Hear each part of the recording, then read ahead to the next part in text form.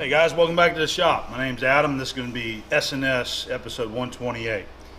So we got a couple announcements that I'm going to go over with you this week, and we've got some machining, some demo machining that we're going to share, and we're going to talk about some tooling and that kind of stuff. And we got a little bit of viewer mail right here, a couple things. We're going to go over that in just a minute.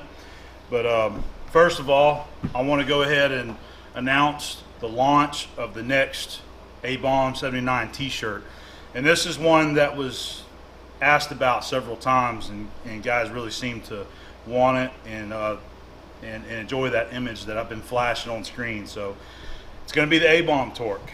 We're doing an Abom Torque t-shirt over at tblaster.com. Same shirt as all the other campaigns. It's the Gildan brand t-shirt that's got the pocket, and it's going to have a logo right here for Shop Life. And on the back, it's going to have the image of me, which says Abom Torque in a hyperlink. Got some pictures there I'll flash up on the screen so that you can see exactly what it looks like over there at D-Blaster. And I hope you guys enjoy the shirt, and I hope some of you purchase the shirt. The purchases for these shirts do help me around here in the shop. It is a way to directly support me around here. And every time that we do these sales, you know, I put that money back into the shop, and that's what I'm working towards. Is I got plans for the shop here, I got improvements, I got things I want to do. So these shirt sales help me there, and you know, I put all that into a little savings account, and I keep it building until we have our next whatever's going to happen around here. So I really like to get started on the enclosure later in the year, and it's going to take a lot of money, so I've been trying to put a little away, and these t-shirt sales help that. So go over there, T-Blaster, check it out, and I hope that you like it, and I hope you pick you up one for your friend, for your girlfriend, your wife, whoever. Get a few of them, and they are available up to 5X, and I'm telling you, the 5X are nice and roomy. I'm a big guy, you guys know that, and the 5X fit me very comfortably. I could probably even wear a 4X comfortably too. So go over there and check that out. I'm going to have the link in the description box down below the video. So make sure you just scroll down there, open the description box, click the link. It'll take you right to it, okay? It's going to be a 2-week campaign. So we'll have approximately 14 or 15 days that will give chance to make a purchase, and then that'll close. And it'll be up to 2 weeks whenever you get your shirt after that closes, okay? And while we're on the subject of the t-shirts, I want to go ahead and mention that after the Abom Torque is through, we're going to go ahead and run another campaign for one of the previous Shop Life shirts. I've had a lot of guys asking about the Do You Indicate Bro, and also the first one I did with the welder.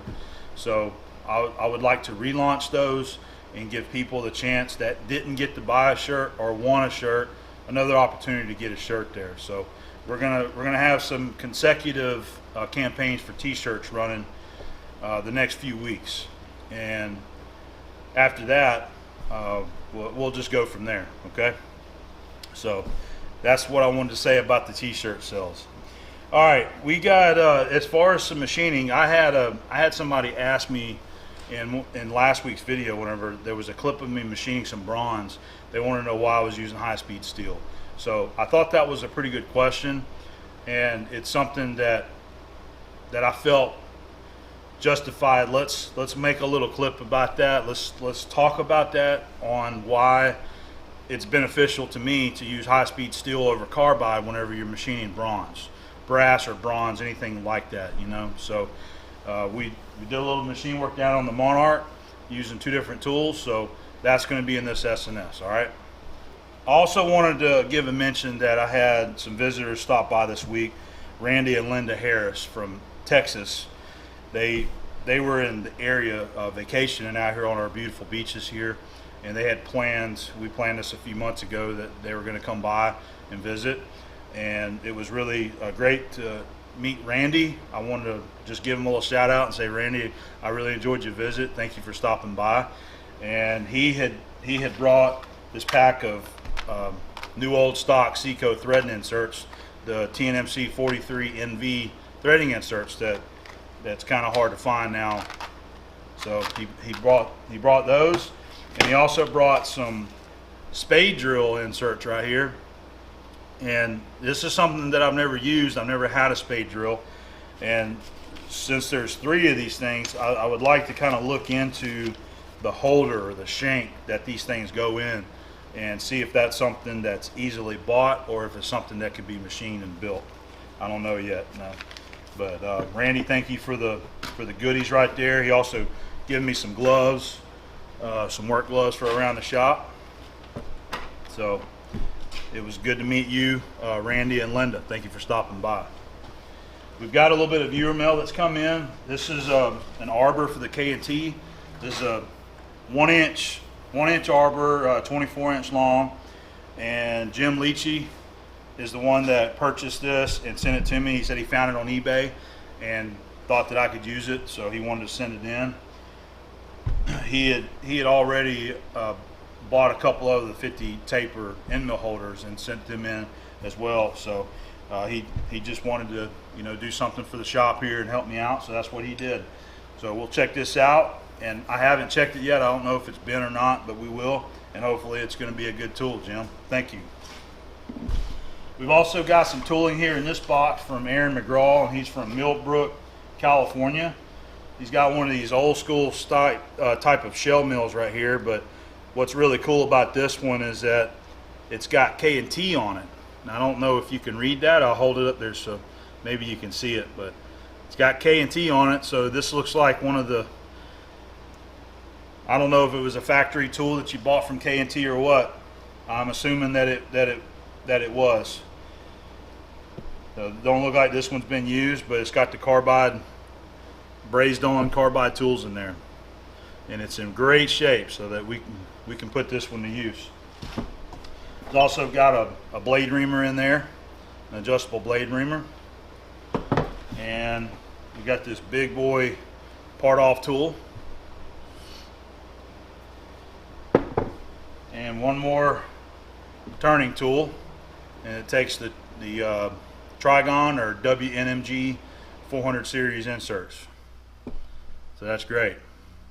Thank you for the tools, Aaron. This is some nice stuff. I'll put them with the rest of the stash here, and hopefully we'll put them to use around here, okay? So one of the other questions that I had in the video last week of making the ball joint press tool, which I still have right here, was the brick that I was using. Nobody was quite sure of what this was, and this is a fire brick. I believe it's the same kind of fire brick that you will find inside of a bricked up oven or a fireplace, any kind of thing like that. These are some very old fire bricks. This one's cracked and looks like it's going to bust apart, but there were several of them, and I got a few pieces down under the table, and these have been around our shop for who knows how long. I mean, as long as I've been with Dad, we've had these fire bricks. So I'm 18 years now I've been working. That's when I started working for my dad. So, and I'm sure they're a lot older than that. So the benefit of a fire brick, whenever you're doing some heating on a part, if you got any kind of part that you got to heat up, you want to use something like this, like a fire brick. And the reason for that is that it doesn't suck the heat out of the part. Whenever you've got a metal part that you're heating up and you set it on the welding table or whatever metal table you got, it's losing some of that heat through the transfer, transferring down into the tabletop there. So it's best to isolate that with a fire brick, and you ain't got to worry about melting it and destroying it. You just heat it up. It looks like it's getting hot and melted, but you won't mess up that fire brick. So we've used these for a lot of things. Sometimes you're making sleeves that you want to heat shrink onto a shaft, and that's where the fire brick comes in. You can take it if you're doing something on the lathe and you want to turn something down and put a sleeve on it. You can take this right over there by the machine, take your torch over there, put your sleeve right here on the fire brick, do your heating, and then grab it and throw it on there. So I wanted to answer that because that's something that we haven't talked about around here, and that was a good topic of discussion. So hopefully that answered your question. And if you see a fire brick or you have a chance to get one, pick one up because they are useful. So one more announcement that I wanted to share with you guys is about the cooking that I do on the channel here. I know that a lot of you like watching the cooking, and I know that some of you don't care about the cooking, and that's fine. But I've been enjoying this, and I'm constantly trying to learn about cooking, the barbecue, you know, the pitmaster type stuff, grilling, smoking, cooking the seafood. There's a lot that I want to learn, and I've been watching other videos, other channels out there, and I'm really starting to enjoy it, really getting into it. There's more products and things that I would like to buy, and I just like doing it. You know, like you take a pork roast and you spend all day cooking it, and it's just fun. It's not just about eating it, you know, it's just something fun to do. But a lot of you guys really enjoy watching what I'm doing out there when I'm cooking, and I thought I would take the opportunity and maybe make a few more videos specifically on cooking some recipes. And the recipes that I want to try is recipes from my grandmother Booth, that were passed down to my mom, and they are seafood gumbo and fish chowder. There's another recipe also for baked fish, and we had talked about that in a previous SNS when I was showing you the red snapper that I was grilling that was caught by my brother. My mom said there's a recipe where you make a fish sauce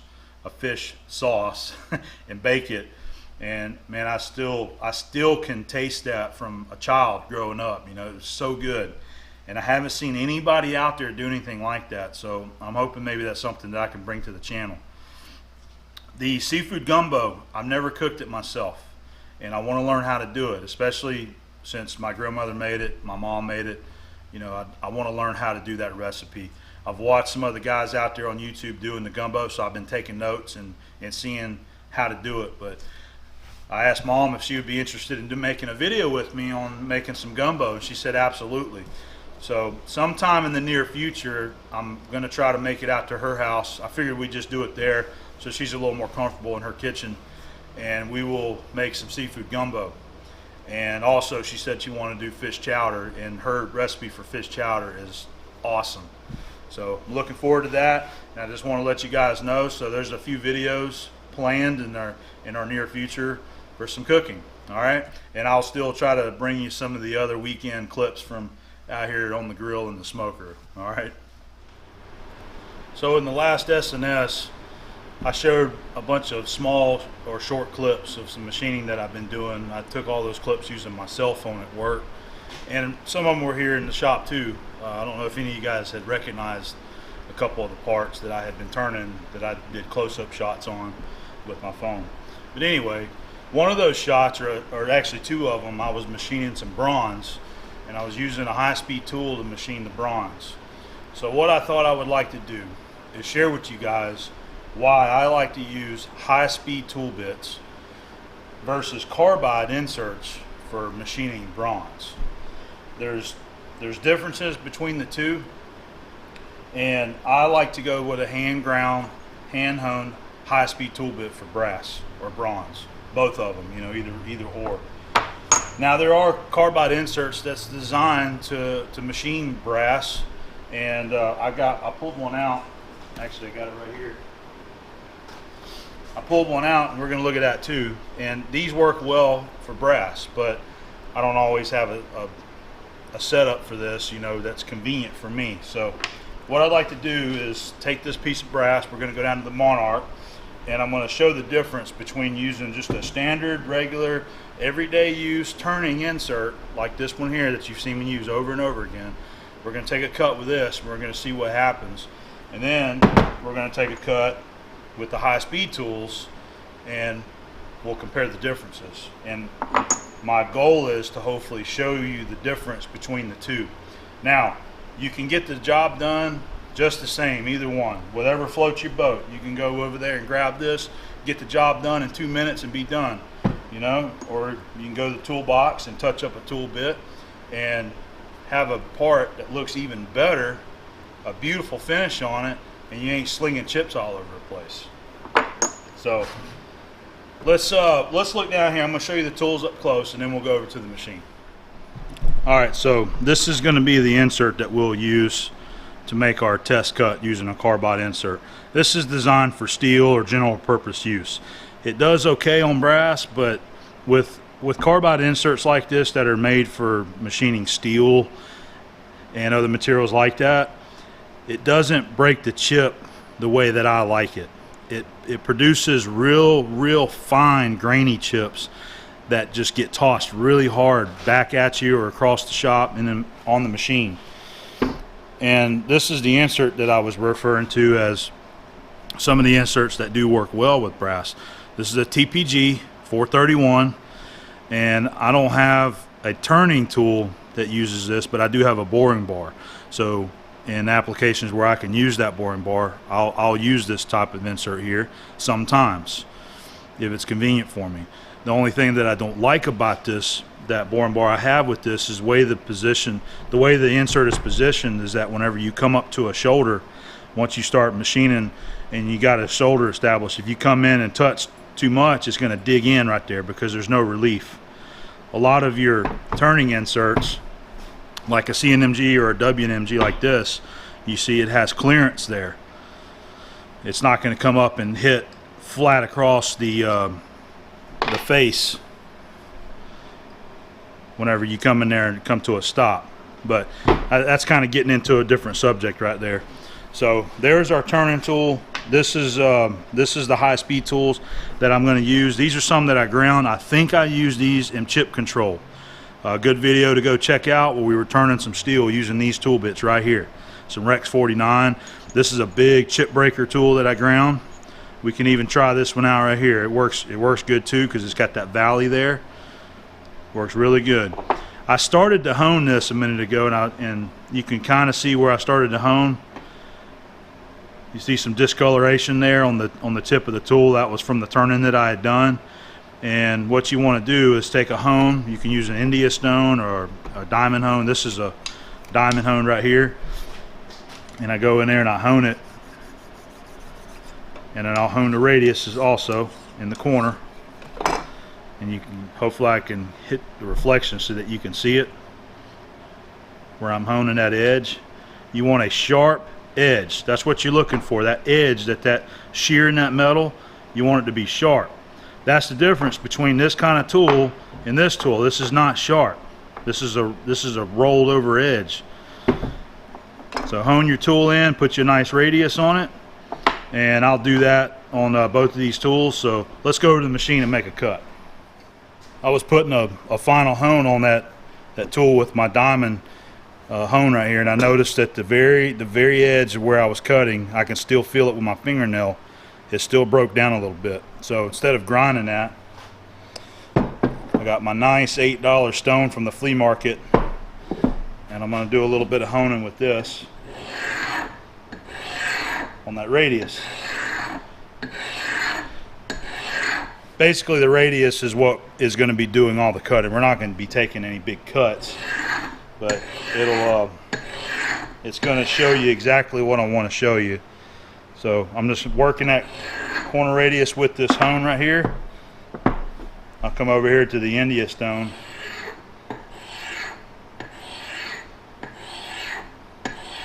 I'm really liking this stone right here. This is the second time that I've used it like this, and it gives you a lot of nice surface here to work those tools. All right, we're going to go ahead and get this chucked up and indicated, this piece of brass, and I've got this preset. I had somebody ask me, what do I mean by presetting the jaws? Well, all you're doing is you're getting it set. This is a piece of 2 1/4 bronze bar stock.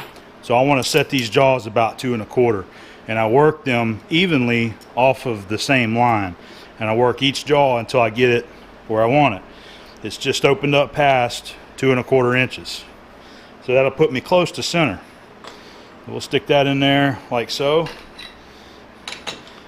and then tighten that jaw and this jaw, because those are the two that I backed out to allow me clearance to put the part in there.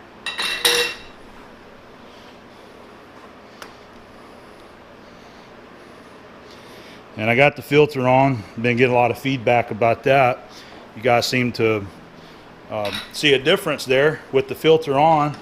And I do kind of adjust it, I'll stand here with that filter and turn it, and I'll look at the reflection off this bezel face here, off that crystal, and I can see the fluorescent lights coming and going. So I try to set it in the best position that I can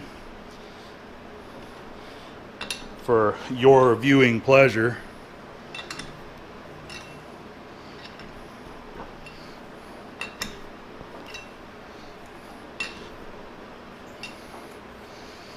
All right, I think that's going to work right about there. You know, that's cast bronze, that's not perfectly round. So we'll just leave it right there. Now, let me go ahead and set up my tools and we'll be right back. All right, we're going to use the turning insert first. So this is the ISCAR, it's a WNMG 431. And I believe it's the IC8350. So that's designed for steel. But in a lot of job shops, as we said, you know, you just kind of grab whatever's there, or some people do. They like to grab whatever's there, they take it and they make their part and they go. Don't give any thought, second, twice about it.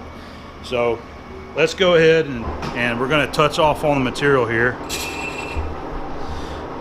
A little aggressive, huh? And so we're running 319 RPM. And I've got it at a 10 thousandths feed rate, so let's make a cut with this. We're going to go in 20 thousandths. Take that back. Let's go in 30. All right. Now watch what the chips do. Get past that spot there. All right. See how the chips are real fine, and I'm not taking a big cut, so they're not really slinging that bad. But if I move the camera back and show you, you see the chips, they're slinging back this way. They're slinging back this way. All right.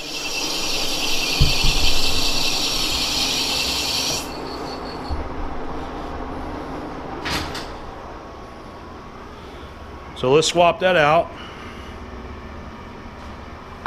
And we're gonna let's try this tool. And let's see what happens with this. Notice the finish on it. See, that's not a bad finish right there. Now, that was a brand new tip now too, so keep that in mind. Let's do 30 thousandths with this tool and see if it makes any difference. All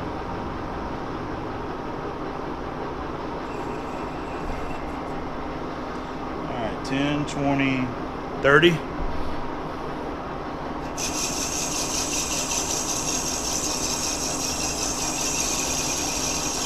Now see the chips? They're not slinging back as fast and as hard. They're popping up a little bit more than they were with the carbide. They're not slinging back here. They're staying more in this area.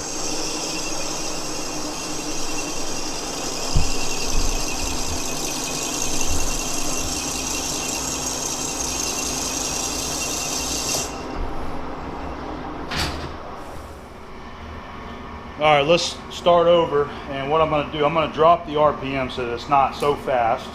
This is a little bit more in line of what I like to do sometimes whenever I'm having to do a lot of turning on some brass.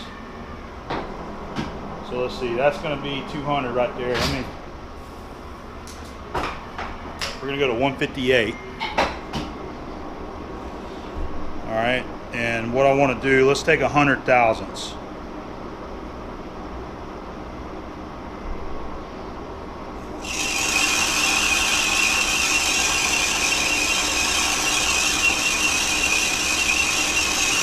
All right, that was 100. Let's take another 100 thousandths.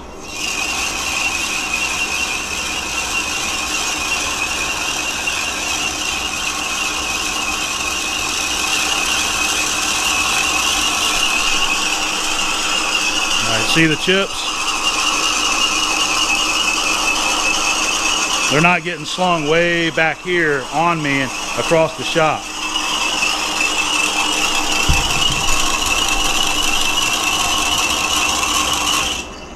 All right, so let's just compare it with a carbide. And typically with your carbide, you're going to be running it up a lot faster than this.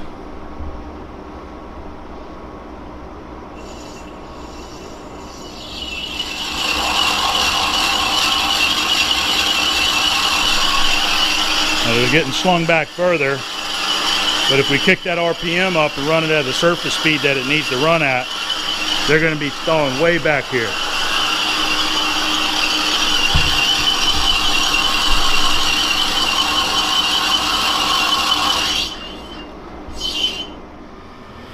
All right, we'll do one more little test with it and compare. I'm going to slow the feed rate down by half, so we're about a 5,000th feed. Let's act like we're going to take a little finished cut here. 10 thousandths.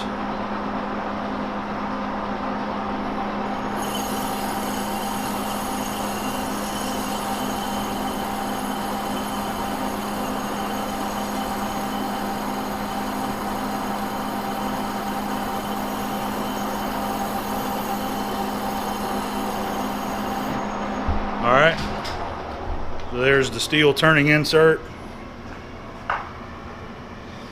Now we'll come in there, we'll just touch off and we'll use the high speed.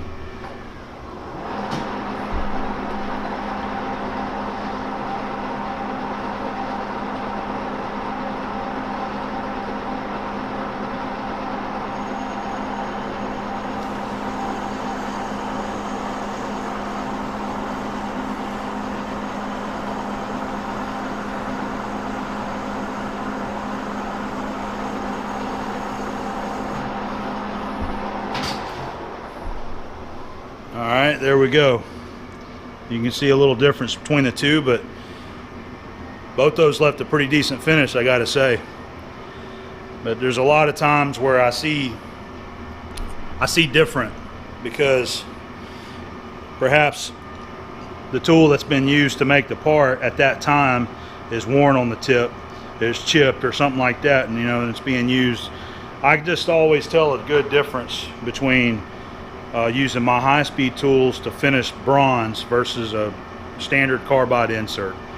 I get a lot better finish, and I just like it a lot better. So that's kind of showing the differences between the two type of cutting tools, you know, carbide versus high-speed on brass. I just wanted to make that little segment there to hopefully answer, you know, the question that was asked on why I use high-speed whenever I'm turning that bronze like that. And I tried to explain to you why I use it and the differences between the two, a hand ground tool bit versus an insert there. So my vote is a high-speed tool whenever I'm doing bronze. That's usually what I'm using, especially whenever you're making like a hydraulic rod gland, which I do a lot of at work. You know, I'm going in there, I got to go in there with boring bars and I got to cut grooves for seals and wipers and wear bands. And for me, I've got a nice little selection of hand ground high-speed tool bits that I can grab. You know, I'll measure it and I grab the right one, I'll go in there and I'll cut that groove like I need to. I don't have a bunch of carbide inserts to go in there and cut grooves like that. And the high-speed does a great job at it. So there you go. I hope that explained a little bit, and hope you enjoyed that little bit of machining.